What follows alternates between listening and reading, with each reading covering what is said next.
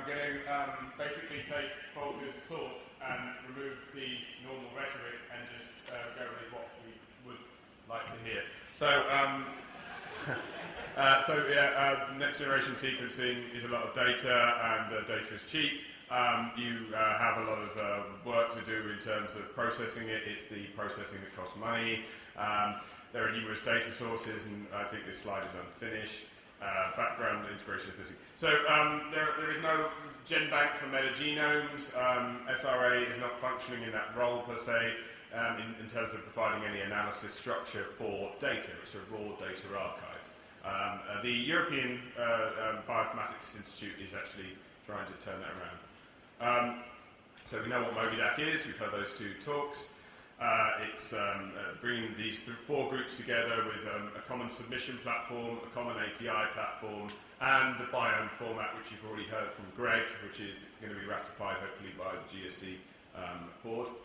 These will hopefully enable data from all of the microbiome of the built environment projects to be submitted and analysed in these formats, across these formats.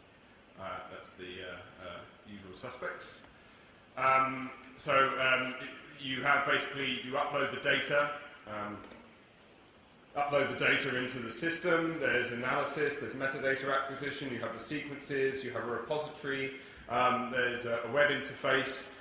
You can actually download the data out of that system as well. The comparative tools, so MGRAS, QIIME, VAMPS, and the FungalDB, enable you to actually do the interaction of data analysis, and then you can export the system to the INSDC, GenBank, the EBI, etc., and Gold, which enables you to do these complex queries and analyses.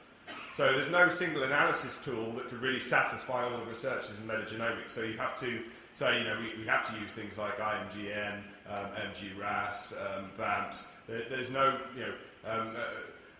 Jay, you brought up a perfect example. I don't know how to use R. But a lot of people do know how to use R. I like Excel because I'm a Luddite. I know a lot of computer scientists and bioinformaticians hate Excel. So we have to. I am one of the users. I frustrate the living bejeebers out in the MGRAS group.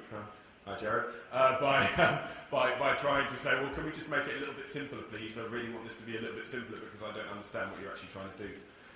So hopefully it's this kind of interaction and between these four key data groups that will actually help us to reach that level. So MobiDAC will act as an archive for all the sequence data, but as I say, MobiDAC may not be funded forever, so that data still has to be deposited in the INSDC, and will provide unified access for all the sequence data across the program. MobiDAC includes the mechanisms to automate and retrieve the pertinent databases. Everything we just said there. The metadata will be available in the GCDML format, which is the XML language script agreed on by the GSC, which enables you to have a metadata format which can be uploaded into any of the tools available in the system. Metadata is cool. Mechanisms innate. Did I miss something on that slide that was important? No. Oh yeah, there's something about glass and shivel down there, I don't know. Mechanisms enabling metadata-driven queries for sequence data. The query results are two kinds, datasets for download or links to the analysis of those datasets and existing tools. So the query results can be returned via this web interface, this web service package. And the MobiDAC team are developing these data management capabilities for the core system. This is a very, very important effort from our perspective. We need to be able to access these tools, and we need to be able to do it in a way that helps us to actually do the research in a rapid format. So that's me. I upload the metagenome. The metagenome has to be registered, and it has to be registered with an ID which is compatible across all the different systems. You then get the project, get the sample, get the library, get the sequence. I have no idea what this bit is, and there's this OTU table in the biome format, and then you analyse the metagenome. So it's again causing enabling data analysis with the three core groups. Currently, we're in the beta testing phase, which is this month. I think everything's going well. Yeah.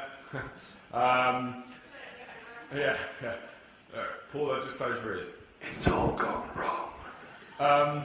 And then there's the second beta testing coming up in this next month, and then there's the integration of feedback in April, and the public launch will be in May. But as far as I'm aware, we are currently able to work with the MobiDAC team to have our data analysed. I'm right in that respect. You have trial test runs with a number of different PIs within the system. And so we hopefully can upload our data and start working with it if you're within the MobiDAC. But however, the system will be available for all users as of May. There is a widget. This widget is currently, as of the end of today, if Dan can sort it out, there will be an example of this widget on the EMP microbiome, earthmicrobiome.org website, which will be some of the Earth microbiome public data sets and links from those into MGRAS. So we are already benefiting from the work MobiDAC has done to develop these widget tools to enable better and more rapid access for these combined data sets under this common group. EMP data sets, MobiDAC data sets, and you can just go onto the website and see exactly what you're looking for. I think that's it. Thank you. I won't answer any questions. I'd like to thank the entire panel this morning for what I hope is a stimulating series of talks. And now we have a lot of things, so thank you. And before the next speakers for the next group, bring your slides up front.